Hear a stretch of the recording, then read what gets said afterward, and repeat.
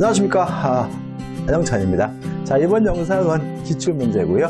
네 번째 영상이네 벌써. 자, 진이 아닌 의사표시하고 통정어휘 표시에 대해서 문제를 풀어볼 거거든요. 근데 이 부분은 좀 출제 경향이 좀 바뀌고 있는 것 같아요. 과거에는 요 진이 아닌 의사표시 독립적으로 한 문제, 통정어휘 표시 독립적으로 한 문제 이렇게 냈거든요. 그런데 최근에는 이거를 종합적인 문제, 그러니까 의사표시가 관한 종합적인 문제 중에서 지문으로 출제하는 경우에, 그래서 우리가 기출문제를 풀어보면은 독립적인 문제들이 많이 나와 있는데 그 중에서 이제 지문으로 나올 거라고 예상할 수가 있어요. 자, 먼저 이 진이 아닌 의사표시하고 통정어휘 표시를 먼저 정리해 보도록 하겠습니다. 자, 진이 아닌 의사표시는요, 의사와 간단하게 정리할 수 있어요. 표시가 불일치됐는데, 이 불일치됐다는 사실을 알면서 하는 것을 우리가 진이 아닌 의사표시라고 해요.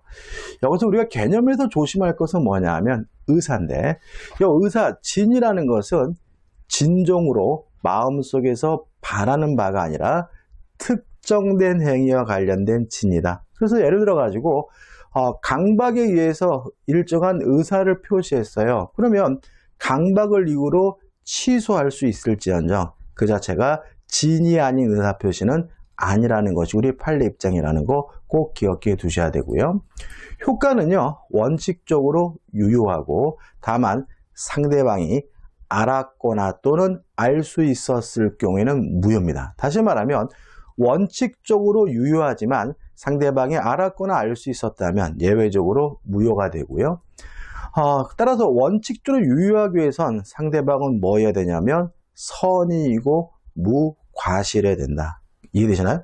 알아도 무효고 알 수 있어도 무효니까 결국은 원칙에 따라서 유효하기 위해서 상대방은 어떻게 해야 되는 거죠? 선의이고 무과실해야 됨을 주의하시기 바라고, 그 다음에 이 무효를 가지고 선의의 제3자에게 뭐 할 수 없어요?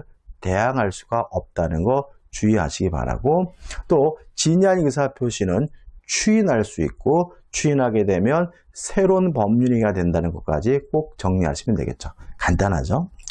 자, 그 다음에 통정어휘 표시인데 이 통정어휘 표시는 좀 사례를 가지고 좀 정리를 해야 될 것 같아요.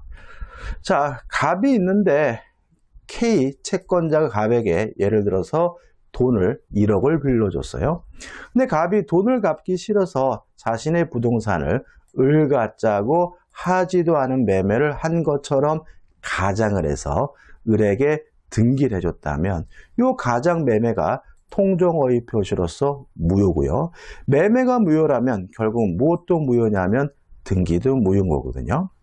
자, 그러면 매매도 무효고 등기도 무효니까 갑에게 뭐가 있어요? 아직도 소유권이 있고 갑은 자신의 소유권을 이유로 을에게 말소를 청구할 수가 있겠죠. 자, 왜 그러냐면 불법원인 급여가 아닌 거죠. 자, 지금 갑이 하지도 않은 매매를 한 것처럼 가정해서 을에게 등기해 준 이유는 돈 갚기 싫어서죠. 채무회피죠. 이러한 채무회피는 인간 본성의 발현이니까 뭐 하지 않습니까? 반사회적이지 않아요. 따라서 갑은 스스로가 무효라고 주장하면서 직접 을에게 말소를 청구할 수 있다는 거 기억해 두시고요. 그 다음에 채권자는 뭘 할 수 있느냐? 채권자는 첫째, 채권자 K도 무효라고 주장하면서 을의 등기에 대해서 말소를 청구할 수가 있는데 조심할 것은 직접 말소를 청구하는 것이 아니라 갑을 대의해서 말소를 청구하게 되고요. 그 다음에 이러한 갑의 행위는 명백히 사해 행위입니다. 재산 도피 행위죠. 따라서 K 채권자는 이 가장 매매를 사해 행위라는 이유로 취소할 수 있다. 채권자 취소권의 대상이 된다는 것도 꼭 기억해 두셔야 돼요. 그 다음에 을이 자기 앞에 등기된 것을 기하로 병한테 팔아먹고 병에게 이전 등기를 해줬다면 이 병을 우리가 제3자고요.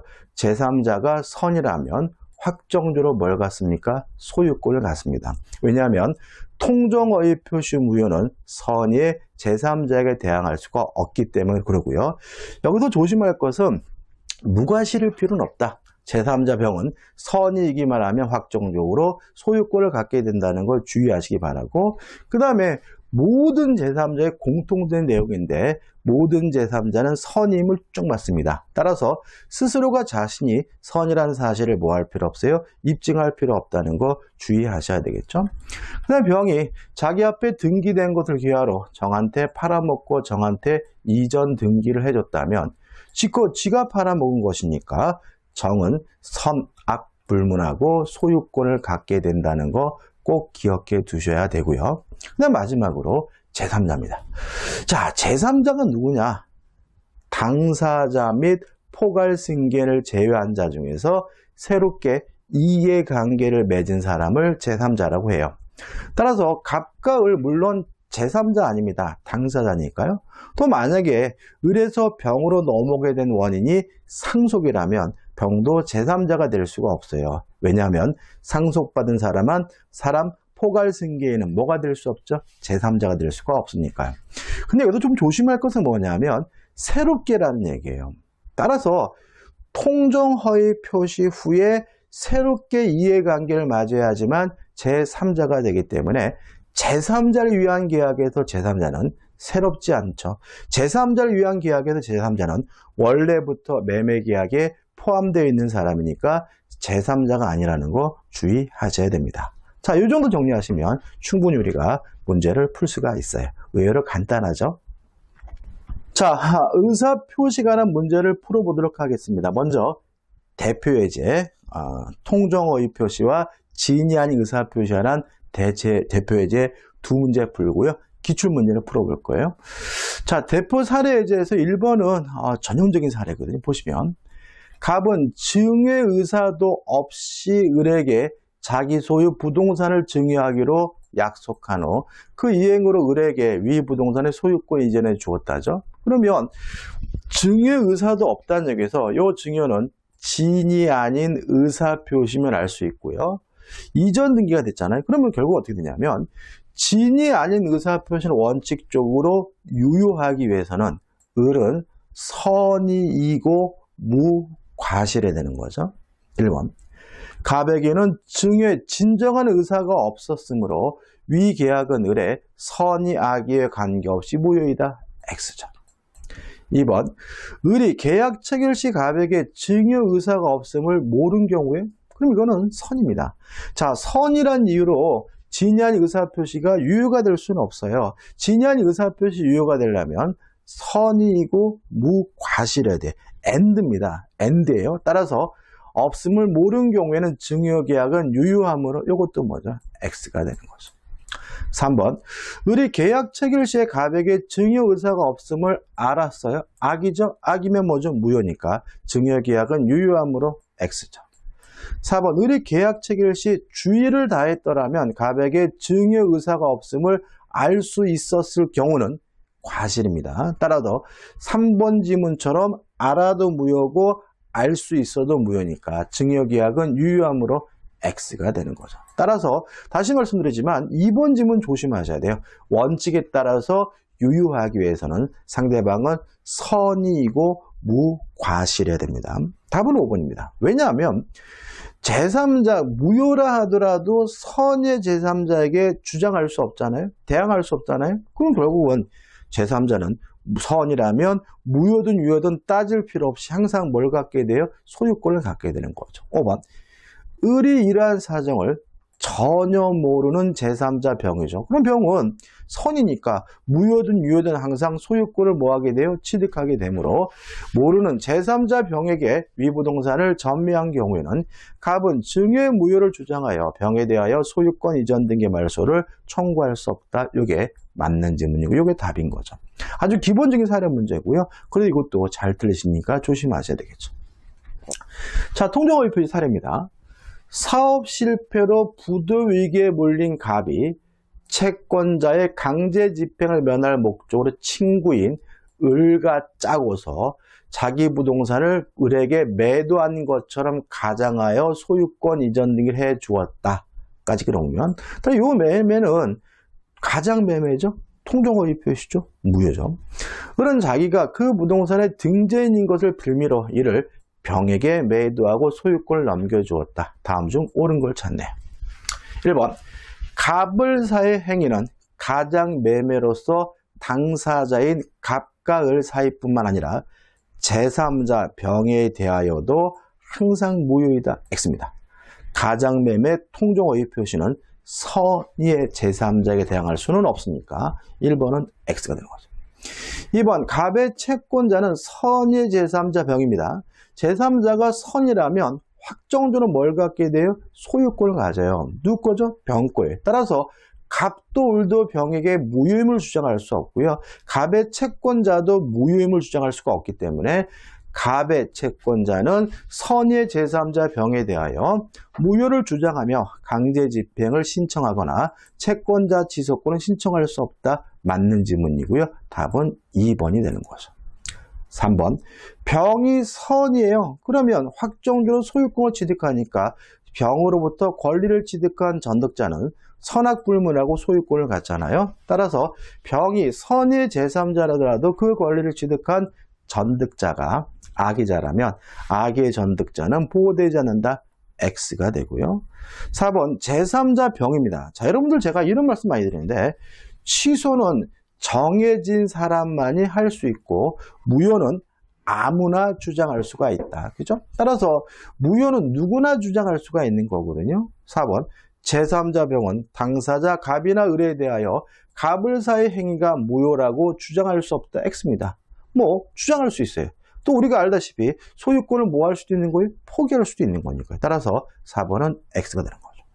5번 갑을 사의 부동산 매매 행위는 유효하다. X. 통정어휘 표시는 뭐가 되죠? 무효가 되고요.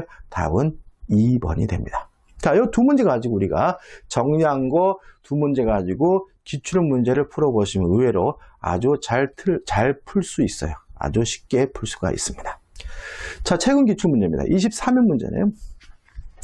갑은 그의 X 토지를 내심의 의사와는 달리 을에게 기부하고 을 앞으로 이전 등을 마쳤어요. 그러면 내심의 의사와 달았다는 말은 요 기부 증여가 지인이 아닌 의사표심을 의미하고요. 갑을 사이에 법률관계가 하는 설명으로 옳은 거죠. 1번 갑의 의사표시는 무효이므로 X. 지인이 아닌 의사표시는 원칙적으로 뭐죠? 유효합니다. 2번 갑의 의사표시는 단독행위이므로 X. 왜냐하면 기부, 증여는 대표적인 뭐죠? 계약이죠.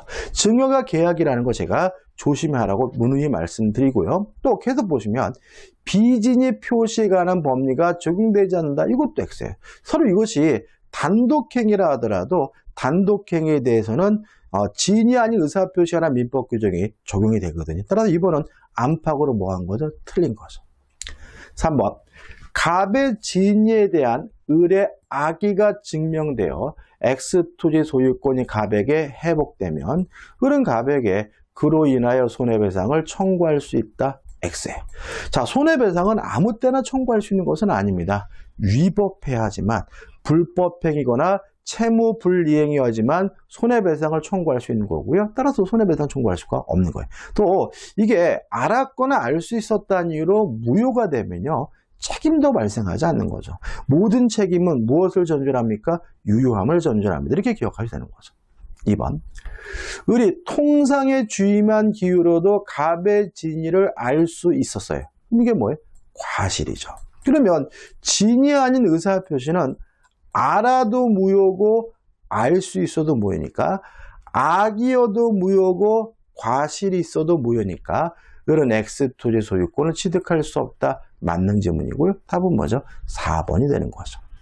5번 을로부터 X토지를 매수해 이전 등기를 격려한 병이 갑의 진위를 몰랐어요. 그럼 병은 선이라면 항상 뭘 갖게 돼요? 소유권을 취득하죠. 제3자 병은. 따라서 X토지 소유권이 여전히 갑에게 있다. X가 되고요. 따라서 이 문제에 옳은 것은 몇 번이 되는 거죠? 4번이 답이 됩니다. 2번입니다. 자, 보시면 조금 옛날 문제가 나오고 있잖아요. 그래서 제가 진위한 의사표시에 대해서는 독립된 문제로 출제되는 것은 조금 꽤 됐어요. 최근 들어서는 지문으로 출제를 많이 하고 있습니다. 비진위 표시가 라는 설명으로 틀린 것은 1번. 자, 진위한 의사표시 진이란 진정으로 마음속에서 바라는 바가 아니라 특정된 행위와 관련된 진이거든요. 따라서 타인을 위하여 대출을 신청해 준 것은 어떻든 간에 대출을 신청할 마음으로 신청한 것이니까 진이 아닌 의사표시가 아니라는 것이 우리 판례 입장이거든요. 1번. 대출 절차상 편의를 위하여 명의를 빌려준 자가 채무 부담의 의사를 가졌더라도 그 의사표시는 비진위 표시이다. X고요. 답은 뭐죠? 1번이 되는 거죠. 2번. 진이 아닌 의사표시는 계약에도 적용되고 단독행위에도 적용이 돼요. 따라서 2번 비진위 표시에 관한 규정은 원칙적으로 상대방이 있는 단독행위에 적용된다. 맞는 질문이고요. 3번. 자, 진이 아닌 의사표시가 원칙에 따라서 유효하기 위해서는 상대방은 선의이고 무과실해야 되죠. 3번. 매매 계약에서 비진위 표시는 상대방이 선의이며 과실이 없는 경우 하나에 유효하다. 맞는 질문이죠. 4번 보세요. 사직 의사가 없는 사기업의 근로자가 사직서를 제출했어요. 그러면 사직할 마음이 없이 사직서를 제출했으니까 명백히 진이 아닌 의사표시고요.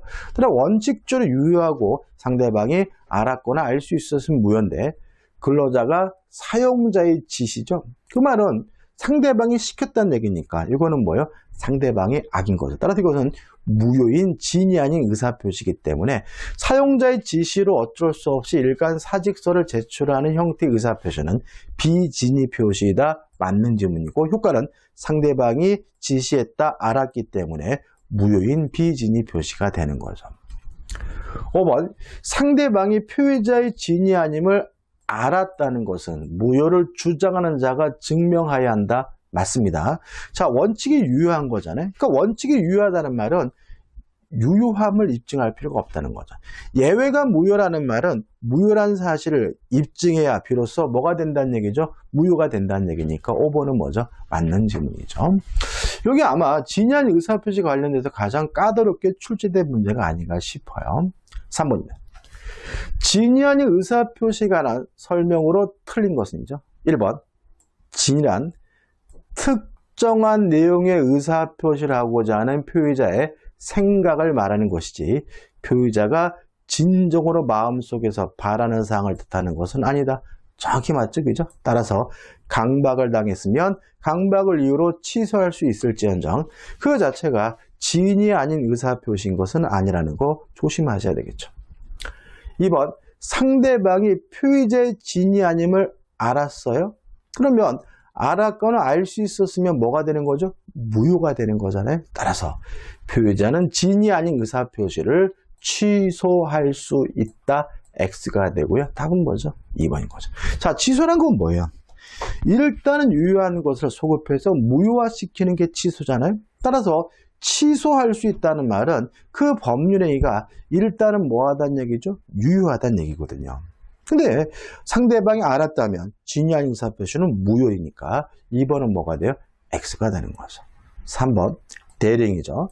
자, 누누이 말씀드리지만 법률행위도 의사표시도 누가 하는 거죠? 대리인이. 따라서 사기 당했는지 안 당했는지도 대리인을 기준으로 판단하고 이중매매에서 적극 가담했는지 안 했는지도 대리인을 기준으로 판단하고 불공정한 법률행위에서 경솔무경험도 그 행위를 한 대리인을 기준으로 하죠. 뭐만요? 궁방만 본인인 거예요. 물론 진이 아닌 의사표시인지 여부도 대리인을 표준을 결정해야 되기 때문에 3번은 뭐죠? 맞는 질문이죠. 4번. 진이 아닌 의사표시가 무효라 하더라도 선의의 제3자에 대항할 수가 없잖아요. 4번. 진이 아닌 의사표시에 효력이 없는 경우 법률행위 당사자는 진이 아닌 의사표시를 기초로 새로운 이해관계를 맺은 선의의 제3자에게 대항하지 못한다. 맞는 질문이죠. 5번. 자, 그러면 통정어의 표시는 뭔가요? 짜고 하는 거죠. 그러니까 다시 말하면 혼자 하는 거짓말은 진이 아닌 의사표시, 상대방과 짜고 하는 거짓말은 뭐가 되죠? 통정어의 표시니까 5번. 진이 아닌 의사표시는 상대방과 통정이 없다는 점에서 통정어의 표시와 구별된다. 맞는 질문입니다. 답은 뭐죠? 2번이 됩니다. 4번입니다. 자, 보세요. 자, 제3자가 누구냐? 당사자 및 포괄 승계인을 제외한 사람 중에서 새롭게 이해관계를 가진 사람이 제3자거든요. 따라서 1번 가장 전세권자의 전세권부 채권을 가압류했어요. 그럼 이 사람은 언제 가압류했냐면 가장 전세권이 설정된 후에 가압류했으니까 새롭기 때문에 뭐가 되는 거죠? 제3자가 되는 거죠. 3번 보도게요. 가장 양수인으로부터 저당권을 설정받았어요. 언제 저당권 설정받았습니까? 가장 양수 후에 저당권을 설정받았으니까 새롭기 때문에 뭐가 돼요? 제3자가 되는 거죠. 4번 가장 양수인으로부터 소유권 이전 등기 청구권 보조를 위한 가등기를 격려받았어요. 언제 가등기를 했습니까? 가장 양수 후 통정허위 표시 후에 가등기를 했으니까 새롭기 때문에 뭐죠? 제3자가 되는 거죠. 5번 가장 행위에 기한 근저당권부 채권을 가압류했어요. 언제 가압류했습니까? 가장 행위 후에 가압류했으니까 뭐예요? 제3자인 거예요. 다시 말해 여러분들이 어떤 행동을 하시면 안 되냐면 가압류, 저당권 이렇게 외우지 마시라고요. 그러니까 이게 중요한 게 아니라 이 사람들이 제3자인 이유는 통정허위 표시 후에 새롭게 이해관계를 가졌으니까 제3자인 거예요. 그럼 답은 뭐죠?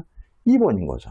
왜냐하면 제3자를 위한 계약의 수익자는 원래부터 계약에 포함되어 있던 사람이기 때문에 새롭지 않아요. 따라서 보호의 대상으로서 제3자가 아니기 때문에 답은 뭐가 돼요? 2번이 되게 되는 거죠. 새롭지 않으니까. 이게 쟁점이 되는 거죠. 5번입니다. 통정허위 표시 무효는 선의의 제3자에게 대항하지 못한다는 규정에 제3자에 해당하는 자를 모두 고른 것으로. 잘 찾을 수 있겠죠. 자, 기억. 가압류했습니다. 언제 가압류했습니까? 통정허위 표시 후 제3자인 거예요. 자, 전세권에 대해 저당권을 설정받았습니다. 언제 했습니까? 통정허위 표시 후. 따라서 뭐예요? 제3자가 되는 거죠. 대리인에 있어서 대리인의 통정허위 표시 본인, 제3자 아니겠죠. 또 제3자를 위한 계약에도 제3자, 뭐가 아닙니까? 제3자가 아니잖아요. 따라서 답은 기역, 니은에서 1번이 답입니다. 이게요, 굉장히 쉽게 해결할 수 있는데 자꾸 뭔가 어려운 거를 외우려고 하시면 내가 외운 것과 다른 내용이 나오면 틀리거든요. 쟁점이 뭐죠? 새로워야 제3자가 된다는 거 주의하시기 바랍니다. 6번입니다. 갑은 자신의 부동산에 관하여 을과 통정한 허위의 매매 계약에 따라 소유권 이전을 을에게 해주었다죠. 자, 이것도 사례가 단순하게 되어 있지만 결국은 갑과 을이 통정허위 표시 가장 매매를 원인으로 을에게 뭐죠? 이전 등기를 해준 거죠. 그 을은 이러한 사정을 모르는 병입니다. 병이 뭐죠? 선이네요. 위 부동산에 대해 매매 계약을 체결하고 그에게 소유권 이전해 주었다. 다음 설문 중 틀린 거죠. 1번. 자, 통정허위 표시는 무효입니다. 자, 무효라는 말은 아무런 효과가 없다는 얘기고요. 아무런 효과가 없다는 말은 이행할 필요가 없다는 얘기잖아요. 1번. 갑과 을의 매매 계약에 따른 채무를 이행할 필요가 없다. 맞죠? 왜요? 갑과 을 간의 매매는 뭐이기 때문에? 무효니까요. 2번. 자, 병은 선이면 확정적으로 뭘 갖습니까? 소유권을 갖습니다. 2번. 갑은 병을 상대로 이전 등기 말소를 청구할 수 없다. 맞는 질문이죠. 3번. 따라서 병이 부동산의 소유권을 취득한다. 맞는 질문이죠. 4번. 자, 모든 제3자는 선임을 추정받는다고 했죠. 따라서 병 스스로가 선임을 입증하는 것이 아니라 이 부동산을 돌려받으려고 하는 갑이 병이 악의임을 뭘 해야 돼요? 입증해야 되므로 4번. 갑이 자신의 소유권을 주장하려면 병의 악의를 증명해야 한다. 맞는 질문이죠. 5번. 병은 선이 이기만 하면 됩니다. 무과실까지는 필요 없죠. 5번. 병이 선이더라도 과실이 있으면 소유권을 취득하지 못한다는 질문은 X고 답은 뭐죠? 5번이 되는 거죠. 또 의외로 문제가 간단하게 또 끝나기도 합니다. 7번입니다. 자, 30회 문제네요. 작년에도 조금 이게 독자적으로 문제가 나오긴 했어요. 근데 작년도 문제가 어렵진 않아요. 30회가 작년이죠. 틀린 거죠. 1번. 통정허위 표시 뭐냐? 의사와 표시가 불일치됐고 상대방과 짜고 하는 거죠. 1번. 통정허위 표시가 성립하기 위해서는 진위와 표시의 불일치가 하여 상대방과 합의, 상대방과 짜고 해야 되니까 합의가 있어야 된다. 맞는 질문이죠. 2번 통정어휘 표시는 가장매매는 채권자가 사해행위라는 이유로 취소할 수 있다고 말씀드렸죠. 2번 통정어휘 표시로서 무효인 법률행위라도 채권자 취소권의 대상이 될 수 있다. 맞는 질문이 되겠죠. 3번 당사자가 통정하여 증여를 매매로 가정했어요. 그러면 이 매매는 가장매매니까 통정어휘 표시니까 뭐가 되겠어요? 무효인데 이 증여는 우리가 숨어있다 그래서 은닉행위라고 하고요. 증여는 유효합니다. 다시 말하면 증여인데 매매한 것처럼 가정하면 뭐가 무효입니까? 매매가 무효고요. 증여는 은닉행위로서 유효하기 때문에 증여와 매매 모두 무효이다. X고요. 답은 몇 번이 되는 거죠? 3번이 되는 거죠. 4번 통정어휘 표시 무효로 대항할 수 없는 제3자 누구냐? 통정어휘 표시를 기초로 새로운 법률상 이해관계를 맺었는지 여부에 따라 실질적으로 파악해야 되겠죠.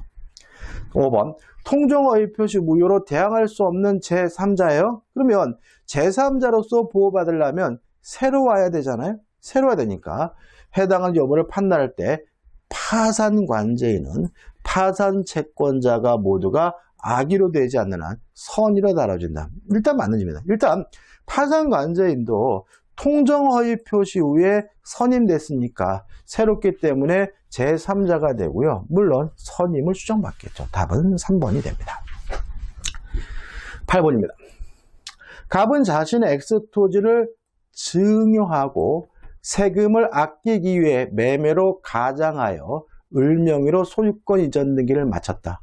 같이 그려볼게요. 그러면 이 가장매매는 통정어휘 표시로서 무효지만 증여는 은닉행위로서 유효하고요. 따라서 이 소유권 이전 등기도 무효가 아니라 뭐 한 거죠? 유효한 거죠. 따라서 을은 확정적으로 소유권을 가져요.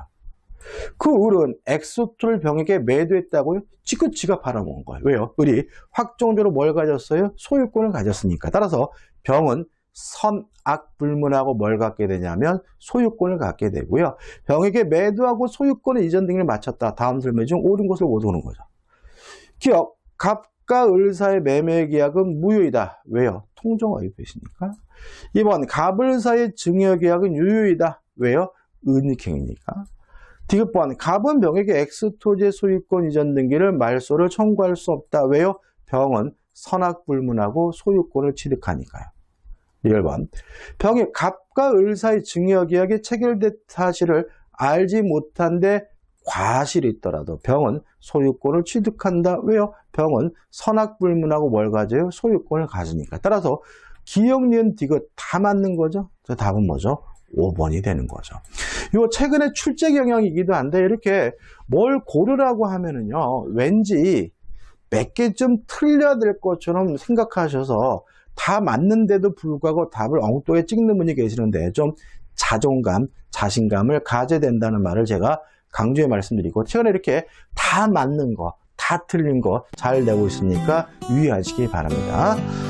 자, 이렇게 해서 이제 통정어휘 표시까지 기출문제 풀어봤고요. 이제 다음 강의 때 착오와 사기, 강박에 의한 의사표시가 관한 기출문제를 풀어보도록 하겠습니다.